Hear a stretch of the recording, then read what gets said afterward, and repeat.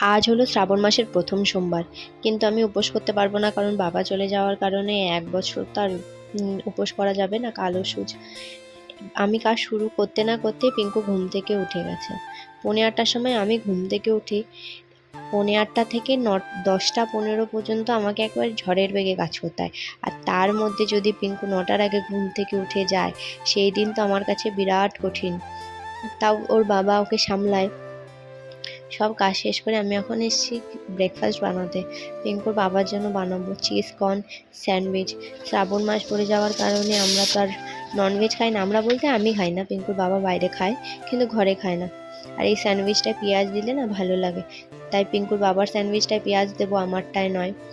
কারণ শ্রাবণ মাস তো আমি পুরো নিরামিষই খাই, পেঁয়াজ রসুন মাছ মাংস এসব। আর এমনি তো আমার এইসব জিনিস খাওয়া বারণই।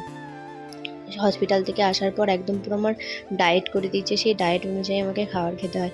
একটু উল্টোপাল্টা খাবার খেলেই আমাকে হসপিটালে আবার ভর্তি হতে হবে। অন্তত 6 মাস আমার একদম ডায়েট মেনটেন করে চলতে হবে।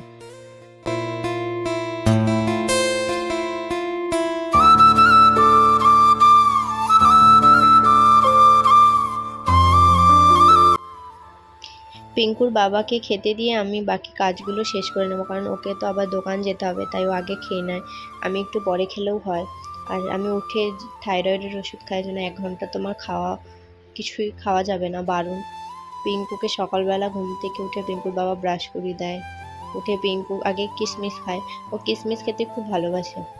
আমন্ড বাদামটা দিতাম, 2 দিন খেতে পারে না, গলায় আটকে যায়, তাই এখন ওকে না শেক বানিয়ে দেই, শেকের মধ্যে দেই। আমি স্নান টান করে পুজো শেষ টেস করে সব কাজ শেষ করে এখন বাজে 10টা 15। এখন আমি বসে বসে খাচ্ছি, আর এখন আমি একটু বসার সময় পেলাম। খেয়ে দেয়ে আবার সেই কাজ শুরু হয়ে যায়। প্রচুর জামা কাপড় জমেছে, 3 দিন জামা কাপড় কাচিনি। রোজ রোজ না কাচাকাচি করতে ভালো লাগে না, তাই একবারে আমি 3 দিন 4 দিন পর পর কাচি, এর জন্য আমাকে অনেকবার করে কাচতে হয়। আর আমি ঘরের খাটটা পিঙ্কু হিসু করে দিয়েছিল, তাই বাইরে সব জিনিস শুকো দিয়েছি। বালিশের ওষারগুলো খুলে ধুতে দিয়েছি। আর ঘরের থেকে সব বালিশগুলো নিয়ে বাইরে নিয়ে গিয়ে ফেলছে। তাহলে আমার কাজটা কি করে শেষ হবে? সকাল থেকে উঠে যে আমি এত খাটি, সব ফালতু। আধা ঘন্টা লাগে না ও জিনিস নষ্ট করতে। সব বালিশগুলো নিয়ে এসে এই যে বাইরে ফেললো। এবার এইটা এইটা আমি গোছাতে গোছাতে ঘুরে দেখবো কি আবার জিনিস নোংরা করে দিয়েছে। এরকমভাবে দুষ্টুমি করে। এত দুষ্টু হয়েছে, দিনে দিনে যত বড় হচ্ছে তত দুষ্টুমির লেভেলগুলো বেশি বেড়ে গেছে। এখন এগুলো নিয়ে আবার কোনো সময় তো ধোয়া জামা কাপড়গুলো নিয়ে বাথরুমের বালতিতে থুই দেয়। মিক্সিং বোলটা এখানে ঘরের মধ্যে এনে রেখেছে, এখানে থাকার কথা। এক এক সময় তো মিক্সির বাটিটা বাথরুমের মধ্যেও থাকে। আর কোমর যদি খোলা থাকে, হাতের সামনে যা পাবে সব নিয়ে গিয়ে ফেলে দেবে, এত কাজ করে। এবার ওখানেই শুয়ে পড়বে, নিচে বালিশ ফেলে শুয়ে পড়ে। ওর বাবা কাছ থেকে এসে নিচে বালিশ নিয়ে শোয়, ও নিচে বালিশ নিয়ে শুয়ে পড়ে। এত যদি সুন্দরভাবে ঘর গোছানোর লোক থাকে, তাহলে আর কারো কি কোনো চিন্তা থাকে না, কোনো কষ্ট থাকে? কবে যে একটু বড় হবে আর কবে যে একটু ঘর নোংরা করা কমাবে। আকাশে কি সুন্দর মেঘ করেছে, বৃষ্টি তো হবেই না। 10 থেকে 15 মিনিট হবে, রাস্তা কাদা হয়ে যাবে। আমরা বিকেলবেলা পার্কে যাই, পার্কে যাওয়া যাবে না, কারণ পার্কে কাদা হয়ে যাবে। আর তারপর বিকেলের দিকে এত বিচ্ছিরি গরম পড়বে, মানে থাকাই যাবে না। তাও এখন আকাশটা দেখতে ভালো লাগছে, সুন্দর হাওয়া দিচ্ছে, এই ব্যালকনিতে দাঁড়িয়ে দাঁড়িয়ে দেখতে ভালো লাগছে। এখন বাজে বিকেল 6:30। আমরা এসে শালুর বাড়ির নিচে দাঁড়িয়ে আছি, ও আসবে। ও আসলে আমরা যাব বাজারে। আর তারপর ওখান থেকে যাব প্রিয়াঙ্কার।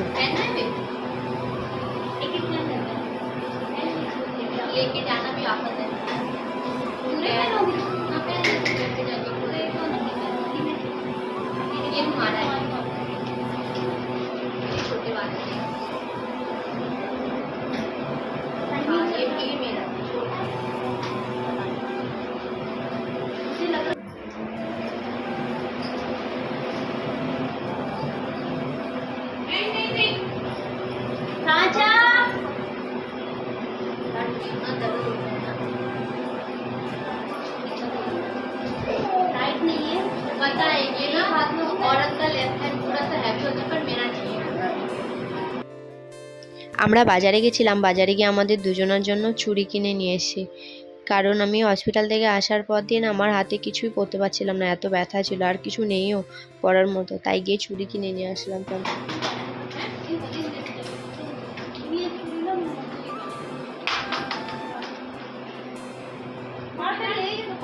एक मुझे ज्यादा देना। एक है शायद। आजा मीनू, मीनू आजा, पानी दे। थोड़ा पानी पीना है? ग्लास है ना, ग्लास बस। हाँ ग्लास। ये ले तनु के चूड़ी लेके आए हैं, छोड़ दो ना। निकाल दो पानी। ग्लास मैंने पी मैंने बोला नॉर्मल पानी पिए। हाँ और एक ग्लास ना चलो। এখানে দুজন মিলে চা বানাচ্ছে। দুজন মিলে চা বানানোর কোনো দরকার ছিল? দুজন না, তিনজন। মানে আমরা যখনই আসি প্রিয়াঙ্কা রান্নাঘরে এসে চা বানায়, এই করে ওই করে, তাই ভালো লাগে না। তার উপরে প্রিয়াঙ্কা আজকে উপোস করেছে, ওকে যত খাটানো উচিত, তো আমাদের জন্য চা করে খাবে। তাই শালু বলছে তোর করতে হবে না, আমি চা করছি। বন্ধু থাকা না খুব ভালো, বন্ধু থাকলে না সুখ দুঃখ গল্প সময় কখন কেটে যায়, একে অপরের পাশে থাকা, গল্প করা কত ভালো লাগে। আর এখানে আমাদের 3টে বাচ্চা খেলছে। 3টে বাচ্চার মধ্যে 2টো ছেলে, একটা মেয়ে, কিন্তু ছেলে দুটোর থেকে মেয়েটা বেশি দুষ্টু। ছেলেগুলোকে ধরে ধরে মারে, ছেলেগুলো কিছু বলে না।